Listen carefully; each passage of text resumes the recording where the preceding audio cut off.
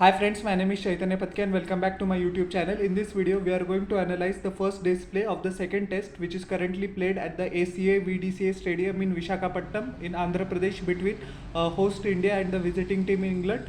And a comprehensive day for Team India. Many fans are saying that we have lost the initiative despite the fact of Team India scoring 336 runs, but we have lost 2 wickets. I think we have lost just 1 or 2 wickets too many. But anyways, 336 is a terrific score on any sort of pitch, especially on the first day. And whole credit goes to Yashasvi Jaiswal, who has played a magnificent innings of 179. He's actually not out, so hopefully, first he gets to 200 tomorrow. It will be his first double century, and hopefully he gets it of 179 of 257 delivery with 17 magnificent boundaries to complement with it 5 sixes as well. One of the greatest innings I've ever seen, and it is not an exaggeration. Still, he can add many more runs to that tally. It will be interesting to see how he plays with the tail with only Ravichandran Ashwin, the last recognized batsman remaining. After that, Jasprit Bumrah, Mukesh Kumar, and Kuldeep Yadav are there. So it will be interesting how he carries on. Whether he decides to attack the English bowler right from the word go from the first session itself, or if he bides his time and show enough confidence in the batting ability of Ravichandran Ashwin.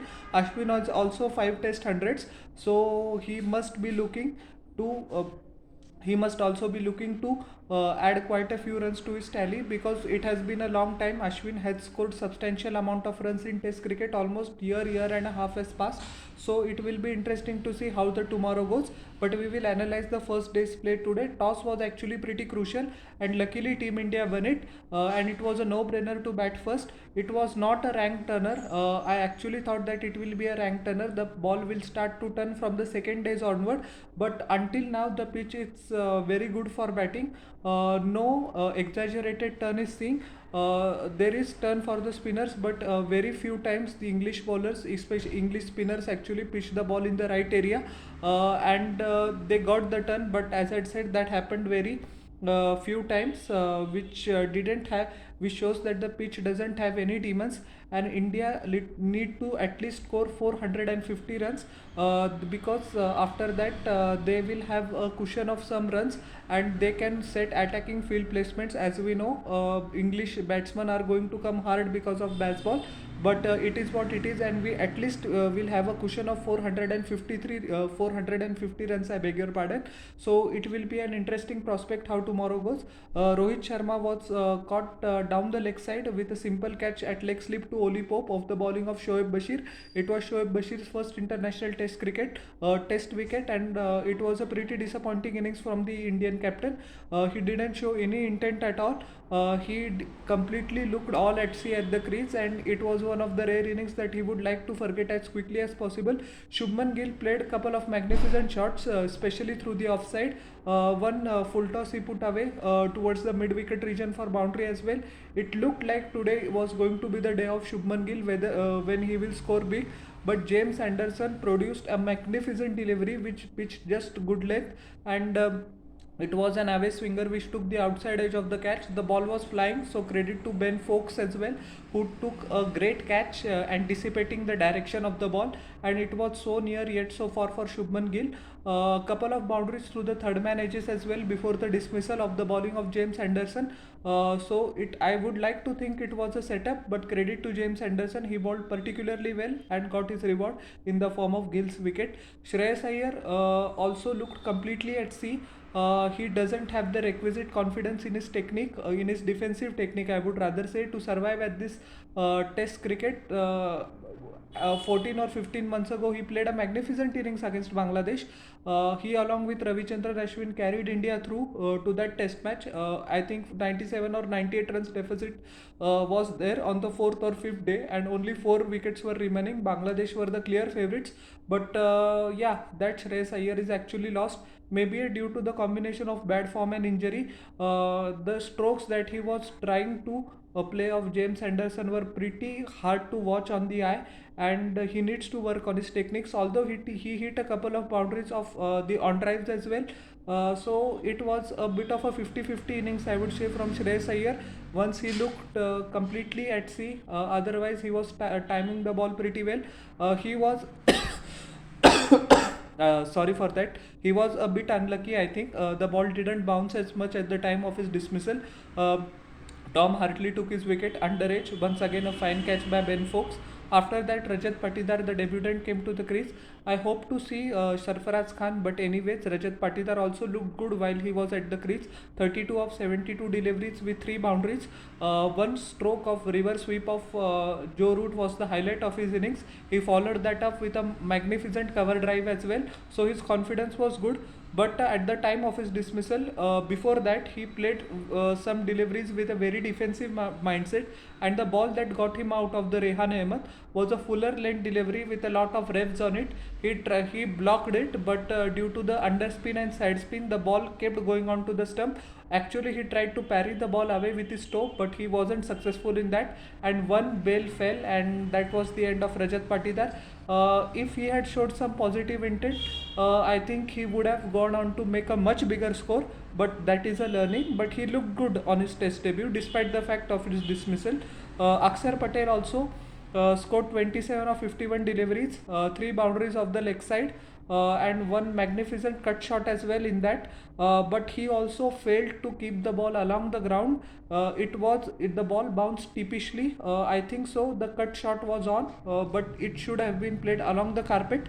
And but he tried to play it in the air, and he was simple catch to at short point to Rehan Ahmed, to Shoaib Bashir, I beg your pardon, and Shrikar Bharat also got off to the mark with a magnificent boundary, a slog sweep. After that, he had a magnificent six as well. He scored another boundary of Rehan Ahmed, but once again he wasn't able to control the cut shot, the second mode of dismissal back to back. The same mode of dismissal was with Akshar Patel, and the same mode of dismissal is with Shrikar Bharat as well. So they should try to hit the ball along the carpet. They would have got boundaries either way, but they tried for the big shot, and they eventually paid the price. Shrikar Bharat was pretty much disappointed. A boundary towards the latter part of the innings over deep mid wicket for Ravichandran Ashwin, who was also seen in some animated discussion over something with umpire Murray Erasmus. I don't know what that is, but he is not out on 5. But the day belonged to Yashasvi Jaiswal.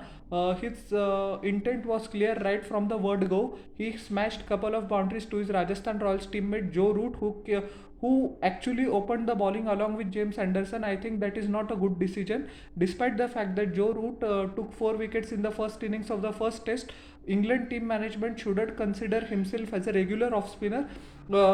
They should treat him as a part timer only, and he was taken to the cleaners. Couple of crisp cover drives from Yashasvi Jaiswal to start off the day, and that literally set the tone.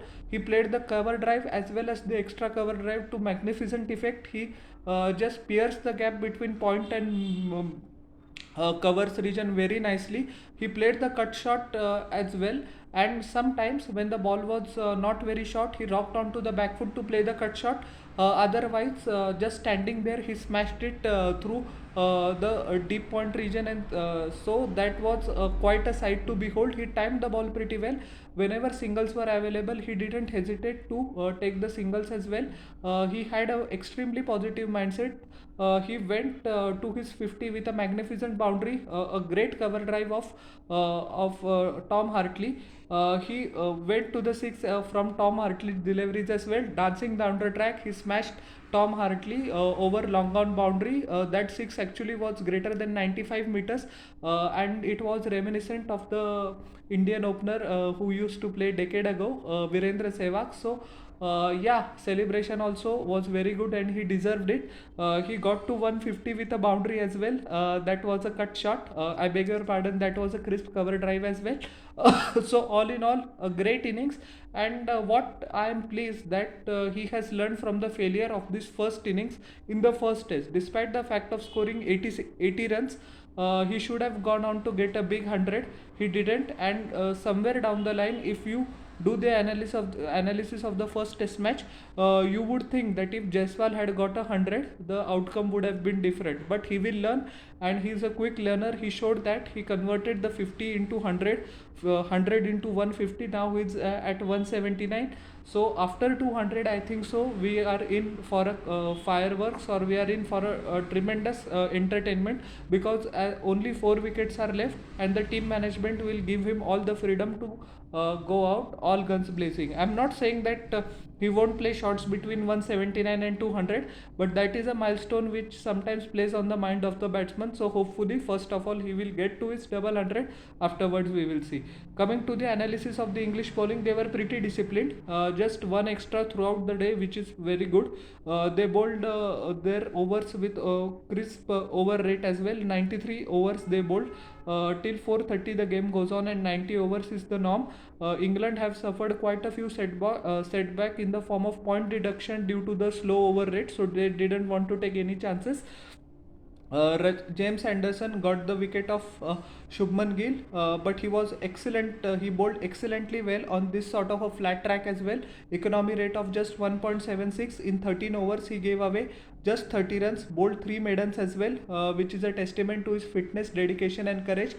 He's 41 years old, and an interesting fact that Shoaib Bashir, who actually made his test debut today, wasn't even born when James Anderson played his first test match in May or June 2003 at Lords against Zimbabwe. So, excellent fact that. And it shows the longevity and the greatness of James Anderson. What a magnificent bowler he has been for England throughout the 21 years of his service. Root was pretty expensive, 14 overs 70 runs.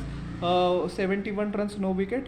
Tom Hartley, I think he performs well in second innings, but he doesn't perform up to the expectation in first innings. 18 overs, 2 maidens, 74 runs, 1 wicket. Due to the assault of Yashasvi Jaiswal on his bowling, his figures took quite a lot of it. Shoaib Bashir bowled well. He varied his place very nicely. That was the striking feature. He used the crease pretty well as well, but he needs to be more disciplined. He bowled 4 or 5 deliveries at a correct place, but one delivery that was a boundary ball which released the pressure throughout of the 4 or 5 balls. So he needs to learn that, but he gave a very good account of himself. 28 overs, 100 runs, just 2 wickets. And Rehan Ahmed also took a couple of wickets towards the latter part of the day. 61 runs, 2 wickets, 2 maidens in 16 overs, although his economy rate is 3.81. So all in all, a day which India dominated, but England still very much in the test match. So how did you like my analysis of the first day's play? Please tell me in the comment section below, and don't forget to like, share and subscribe to my channel, and press the bell icon for further notifications. We'll meet in the next video. Till then, everyone, bye.